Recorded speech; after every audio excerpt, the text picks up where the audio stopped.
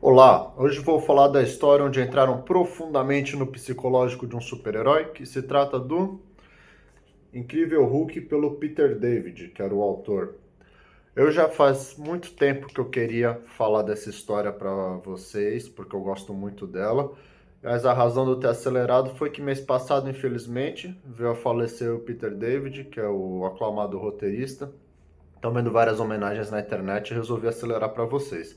Eu não sou o maior fã do mundo do Peter David, mas eu não posso negar que um dos maiores êxtases artísticos que eu tive na minha vida foi quando eu era criança e eu vi o episódio que adapta essa história dele, onde eles entram dentro da mente do Hulk, tem as várias versões da psique dele, cada uma como um personagem, e eu lembro que foi uma das coisas mais legais que eu já vi. Anos depois eu virei psicólogo, né? Então eu já tinha uma sementinha aí que me fazia gostar dessas coisas. A primeira vez que a gente vê dentro da mente do Hulk é por causa do personagem Doutor Estranho, que tem poderes místicos, e ele entra dentro da mente dele. Aí tem duas versões, aparece o Hulk, que é a versão cinza, né, não é a tradicional dessa época, o Hulk cinza, falando com o Bruce Banner. Esse Hulk ele é meio diferente do tradicional, que ele é mais racional, ele mantém parte da inteligência, não é descontrolado igual o Hulk verde. Ele é meio anti-herói, ele gosta de encher a cara, ele é mulherengo, ele é mais malicioso, assim, é como se fosse o lado malandrão do Bruce Banner, que sempre teve aquele estereótipo de nerd, introspectivo, inseguro. E essa é a parte da história, a gente pegando nos conceitos da psicologia, dá para a gente pensar no conceito de sombra do Carl Jung. Do que se trata? A sombra é tudo aquilo que existe na nossa mente, mas que nunca teve oportunidade de se manifestar conscientemente. Então são coisas que geralmente incomodam quando a gente vê, mas não é necessariamente só características negativas, apesar de na história do Hulk corresponder a esse estereótipo de elementos negativos. Às vezes você nunca pôde expressar determinado tipo de raiva, de ressentimento, inveja, e isso ficou nas características sombrias da sua personalidade, mas que ainda existem no inconsciente. Mas também pode ter características boas. No caso, aí, o Hulk cinza ele manifesta tudo aquilo de ruim, de inapropriado moralmente, socialmente na vida do Bruce Banner. Tanto é desagradável que ele logo ataca a masculinidade do Bruce Banner, falando que eles têm que ir atrás da Beth, que na época acho que era esposa dele, mas é o amor do Bruce Banner aí nas histórias mais tradicionais. A história se desenvolve com um vilão que está dominando a mente do Hulk para dominar o mundo, alguma coisa assim, ou um bicho de outra dimensão, mas isso não tem importância para o foco que eu quero falar deles entrarem na mente dele.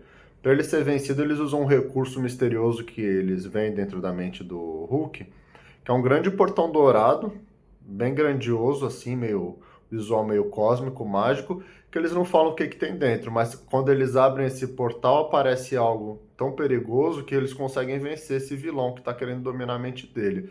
Mas aí o Peter David ele já deixa uma pista de que tem algo a mais quando eles se unem para fechar, falando: nós acabamos de nos livrar de uma ameaça, não podemos soltar outra. E aí eles vão fechar o portão. Posteriormente, na outra história, conforme o Bruce Banner está tentando voltar a contato lá com a esposa dele, com a Beth, ele chega num pico de estresse tão grande que volta aquele Hulk verde. Que outra diferença que eu não falei do Hulk cinza é que o cinza ele só se transformava quando estava de noite, aparecia a lua. O verde é aquela coisa clássica dele se transformar quando está com raiva. Então ele fica com tanta raiva que o Hulk verde volta à tona. E aí, a partir disso, dentro das histórias, começa a mostrar que na cabeça dele tá tendo uma guerra entre as personalidades. Ficou o lado do Hulk cinza enfrentando o Hulk verde. Eu acho legal ficar várias versões do Hulk dentro da mente dele, porque até corresponde mais a teorias modernas de neurociência. Tem a teoria dos módulos, que é mais ou menos como se fosse aquele filme do Divertidamente, né? Então tem meio que várias versões de você dentro de você, não é igual aquelas histórias mais maniqueístas como o Médico Monstro, que tem, né, a versão boa e a versão malvada. Eu acho bacana que corresponde melhor mesmo à realidade. Pois bem, conforme a batalha pela personalidade que vai ficar consciente aí no corpo do Bruce Banner continua, um amigo dele, que é o Samson, amigo psicólogo, psicólogo de cabelo verde, ele usa uma hipnose para deixar o Hulk mais calmo, né, inconsciente, e aí mostra o Samson dentro da mente dele tentando mediar, que para mim é a melhor história dessa fase, que se chama Querida Psicanalizei o Hulk, né, que acho que é referência àquele filme Querido Encolher as Crianças que tinha antigamente, que era bem popular. E aí, quando ele tá falando com essas três versões que tem, fica o Bruce Banner, o Hulk cinza e o Hulk verde, ele percebe que eles estão em um ambiente familiar. E esse ambiente é a casa dele, e só que aparece um monstro que é muito mais aversivo do que o Hulk, né? Ele não tem uma aparência humana. E ele tá atacando lá, gritando com a criança, que é o Bruce Banner criança. Aí dá a entender ele começa a xingar, a atacar verbalmente a criança, e a gente fica sugerido que é o pai dele, que depois se confirma mesmo. Logo em sequência, ele tem uma lembrança com a mãe dele, o Bruce Banner, ela levando ele para fugir de casa. É uma sequência bem pesada, que eu acho até pro meu gosto pesada demais para uma história de super-herói, que deixa claro que o pai do Bruce Banner era muito violento, né? Ela até fala quando tá levando ele embora: não aguento mais suas loucuras, ela fala para esse monstro que seria o pai dele, e muito menos suas agressões ao Bruce. Acabou. Bem, ele é muito violento, mesmo nessa forma de monstro. A história deixa claro que ele matou a mãe do Bruce Banner na frente dele, né? Então é bem violento, e dá pra ver que o menino fica traumatizado. Logo depois dessa cena, fica explícito, conforme aparece uma figura do corpo do menino com as roupas de criança do Bruce se transformando no Hulk verde, que esse Hulk verde, na análise que esse escritor coloca na história, seria uma manifestação da raiva não manifestada que o Bruce Banner sentiu quando era criança, vendo todo esse estresse impossível de digerir, porque está muito além do que uma pessoa teria que passar. E isso acabou se refletindo no Hulk, ou seja, quando ele virou um monstro, essa personalidade é a manifestação desse lado dele traumatizado. Um pouquinho depois, eles mostram uma cena da adolescência, que tá o Bruce Banner em um momento íntimo lá com uma colega, e ele não consegue desenvolver aquela relação, levar pra frente. Aí do nada ele vira o Hulk cinza e é brusco com a menina, beijando ela de forma mais turbulenta, né, inadequada. E a menina dá um fora nele, fala que ele não tem jeito. E aí a própria história mostra ele como Hulk cinza, ou seja, o Peter David coloca que o Hulk verde seria esse lado infantil do Hulk, né, com esses desejos de manifestar essa raiva, e o Hulk cinza muito relacionado à adolescência, à masculinidade que o Bruce Banner tem reprimida nessa leitura que o autor faz. Então ele já coloca com esse período da adolescência, que é geralmente quando esses complexos começam a fazer mais diferença, quando começa a desenvolver a sexualidade.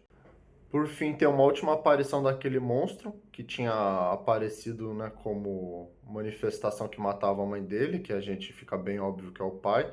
E aí a interpretação da história não precisa nem ficar sendo tão analisada, que esse monstro deixa bem claro. Quando ele pega essas versões que estão juntas, ele fala pro verde: você é meu filho horrível quando criança, simplório, infantil, só queria ficar sozinho. E pro cinza ele diz: e você é um imbecil na faculdade, não queria nada além de prazer. Que monstro pervertido. Por fim, o Bruce Banner ele consegue virar contra esse pai. Ele começa a criticar ele, as partes dele que ele projetava no filho, que o pai dele era muito neurótico, xingava ele, falava que ele era mutante, que dentro do universo da Marvel tem os X-Men, que são os mutantes, eles são meio que a periferia social, né? Só aquela minoria que todo mundo odeia. Ele fala que o pai dele acusava ele de ser mutante, tinha várias neuroses que ele projetava no filho, e o Bruce Banner encara isso de volta. É difícil ele ficar ajoelhado diante da imagem do túmulo da mãe dele, chorando com os olhos fechados, então dá pra ver que é um momento de sofrimento esse, mas ele consegue se virar contra essa imagem monstruosa. Tanto que aí ela se revela ser o próprio pai dele, no final para ele próprio, né? E aí eles mesmos falam, ele não é nada, e consegue se livrar. Pois bem, gente, o que que isso tem a ver com a psicologia da vida real?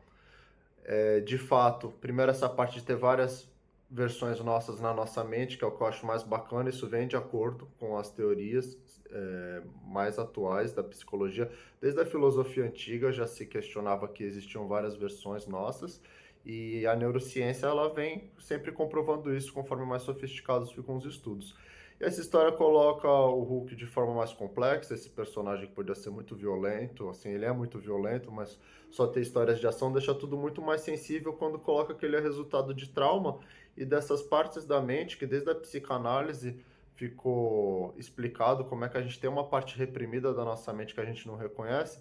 Ele coloca o Hulk com esses impulsos de violência aí, de sexualidade na versão do Hulk cinza, que traz essa versão da adolescência do Bruce Banner, como essas versões reprimidas. que acabam surgindo aí de forma inadequada.